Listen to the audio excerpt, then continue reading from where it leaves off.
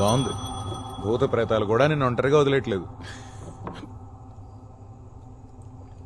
మరి వీడు దయ్యాల కథలు చెప్పి నన్ను భయపెట్టాలని చూస్తున్నాడు. రే, ఆలోచన చూస్తే ఆవిడ చెప్పింది కరెక్టే కదా. ఈ విషయం నితిన్కి చెప్పింది ఎవరై ఉంటారు? ఒకటి హత్య చేసినవాడు, లేదా మరణించినవాడు. ఇంక నీ సిద్ధాంతాలు ఆపుతావా? ఈ మధ్య నీకు లేని ఉన్నట్టు అనిపిస్తున్నాయి. ఎక్కడికి వెళ్తున్నావు? ఓ పెగ్గేయడానికి, లేకపోతే మెంటలెక్కేలా ఉంది. నితిన్కి ఖచ్చితంగా ఇది ఎవరో చెప్పుంటారు.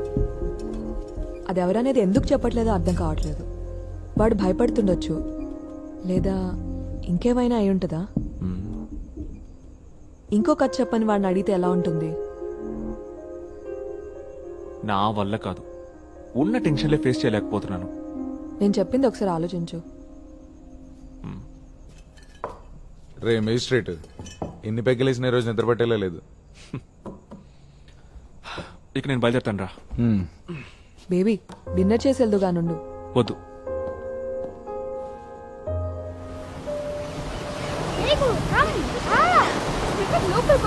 ఏం కాదు మీకు, కొంచెం నా చేయి పట్టుకో. ఓకే రా, నా చేయి వదులుకో. నా చేయి వదిలే మీకు. అలా చేస్తుంది. రా రా రా. స్లో నితిన్. అమ్మని కూడా పిలుస్తా. No no no, come back. అమ్మా రా. అమ్మా రా. వద్దు, నువ్వు వెళ్ళు. రేపు ఆడుకుందాం రా. హే నో నో, నువ్వు వెళ్ళు. సరే రేపు, come on let's play. Come on come on. నా చేపట్టుకో, చేపట్టుకో. మేఘా, జాగ్రత్తగా చూసుకో. త్వరగా రా మీకు. పద పద పద పద. నితిన్, లోపలికి వెళ్ళదు. నేను కొంచెం రా. ఇక్కడ ఓకే.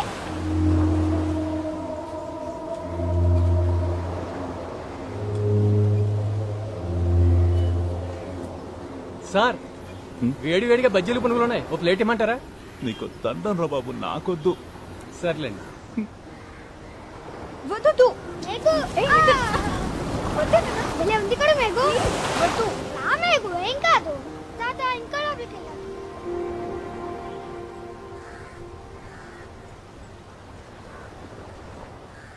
నితిన్ నాన్న గురించి నేను మీకేం చెప్పలేదు కదా. సచిన్ స్టేట్స్మెన్ పేపర్లో స్పెషల్ కరెస్పాండెంట్గా వర్క్ చేసేవాడు. ఢిల్లీలో పరిచయం అయింది. కొన్నాళ్ళకి ఇద్దరం కలిసి బెంగళూరుకి షిఫ్ట్ అయ్యాం. ఆ తర్వాత అక్కడే మ్యారేజ్ చేసుకున్నాం. మీ ఇద్దరు ఫ్యామిలీస్?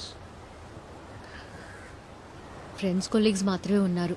సచిన్ ఫ్యామిలీ మా పెళ్లికి ఒప్పుకోలేదు, క్యాస్ట్ ప్రాబ్లం.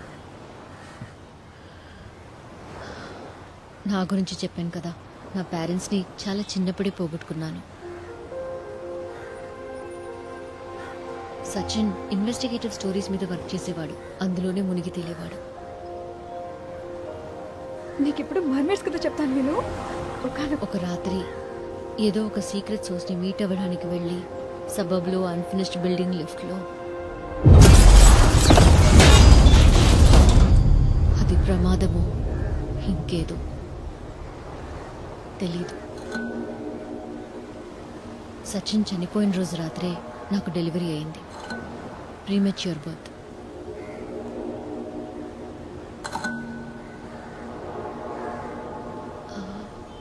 ఆ లేడీ చెప్పిన విషయం ఒకవేళ నిజమేనేమో. నితిన్కి కథలు తెలుస్తోంది వాళ్ళ నాన్న ద్వారా ఏంటి?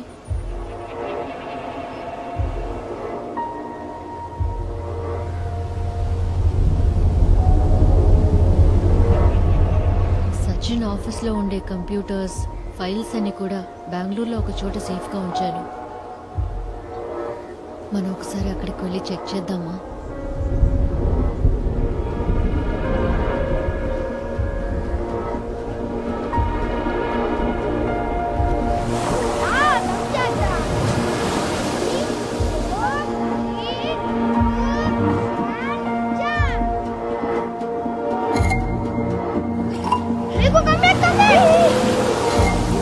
చూడు, నా డ్రెస్ అంతా తడిపేశావు.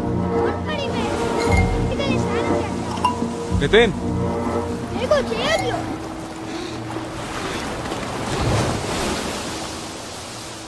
రేపు రా ఆడుకుందాం.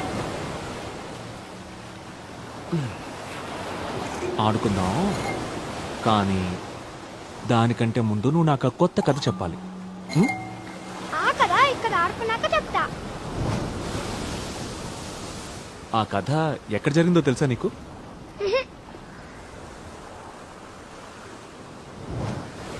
చిన్నగంజం ఆ ప్లేస్ పెడు.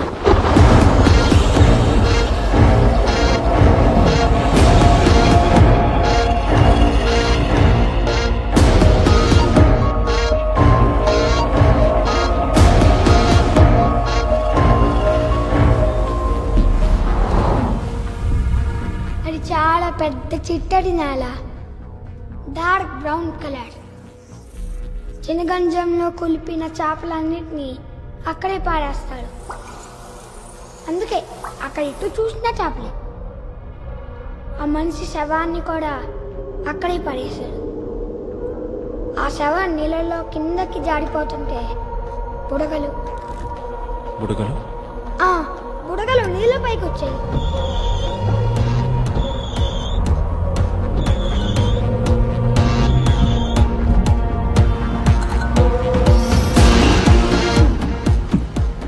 ఈ గేరొకటి.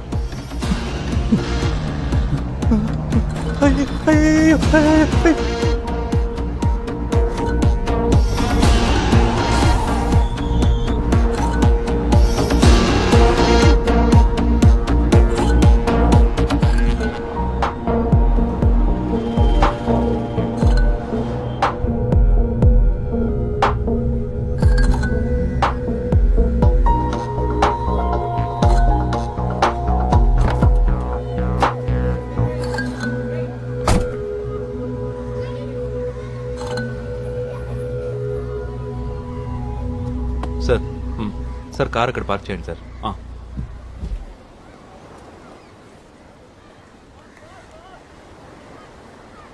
బయట కలుద్దాం అన్నందుకు ఏమనుకోకండి సార్. స్టేషన్లో ఇద్దరు స్పెషల్ బ్రాంచ్ వాళ్ళు ఉన్నారు. ఇద్దరు వేస్టే, కానీ అసోసియేషన్ లీడర్స్. మా పోలీసులు బాగా హేట్ చేస్తారు సార్ మీ ప్రొఫెషన్ని. తప్పేం లేదు, మేము జనాల మీద రెచ్చిపోకుండా పైనుంచి కంట్రోల్ చేసేది కోర్టులే కదా. అయితే ఇక్కడ కలుద్దామని నువ్వు చెప్పకపోయింటే ఒక స్పెషల్ బ్రాంచ్ రిపోర్ట్ని ఫేస్ చేసేవాళ్ళం.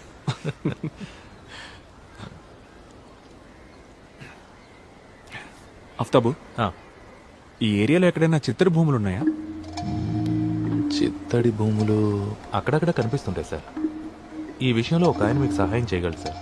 నేను జాబ్ జాయిన్ అయిన కొత్తలో ఆయన అడిషనల్ ఎస్ఐగా రిటైర్ అయ్యారు. ఆయన ఈ ఏరియానే, చాలా మంచి మనిషి, పేరు మదన్. సార్ నేను ఇప్పుడే మీకు కాల్ చేస్తున్నాను.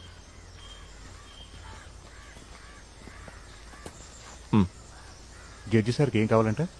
మదన్, సార్ ఈ ప్రాంతంలో ఎక్కడైనా చిత్తడి భూమి ఉందా పెద్దది? ఫిష్ మార్కెట్ నుంచి చేపల వేస్ట్ అంతా డంప్ చేసేది. ఓహో అర్థమైంది సార్, చేపల ఊపి. ఇప్పుడు మీరు ఫ్రీ అయితే ఒకసారి అక్కడికి. సరే సార్, రండి వెళ్దాం.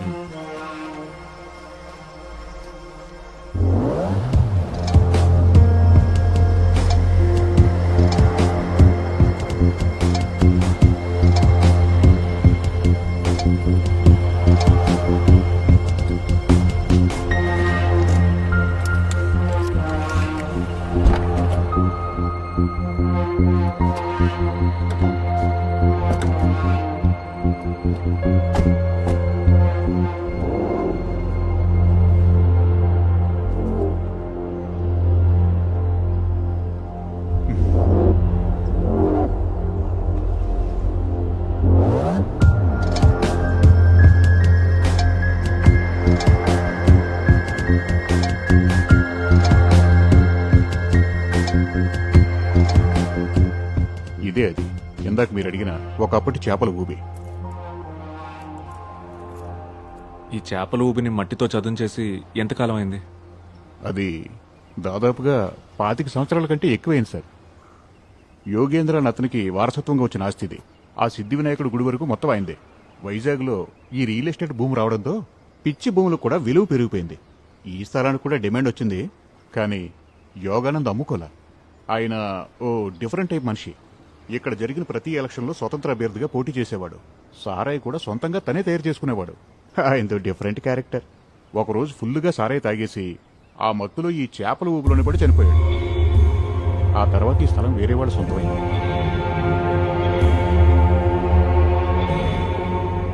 ఈ యోగానంద్ లావుగా ఏమైనా ఉండేవాడా? భారీగా ఓ పొగరబోతు దున్నపోతునైనా సరే సులువుగా లొంగ తీసుకునేవాడు. సార్, మీకు ఇవన్నీ ఎలా తెలుసు? లేదు, నేను ఒక రీసెర్చ్లో భాగంగా కొన్ని పాత ఇన్సిడెంట్స్ని స్టడీ చేస్తున్నాను. ఓ, యోగానంద్ ఊబిలో పడి చనిపోయింది యాక్సిడెంటల్గానే కదా? ఆ టైంలోనే నేను సర్వీస్లో జాయిన్ అయ్యాను సార్. మచిలీపట్నంలో రిజర్వ్ క్యాంప్లో ఉన్నాను. ఈ విషయం నేను ఇంటికి వచ్చినప్పుడు ఫ్రెండ్స్ వాళ్ళు వీళ్ళు చెప్తేనే తెలిసింది సార్ నాకు. మా స్టేషన్లో పాత ఫైల్స్లో ఏమైనా దొరకచ్చు. ఏమంటారు సార్? హ్మ్.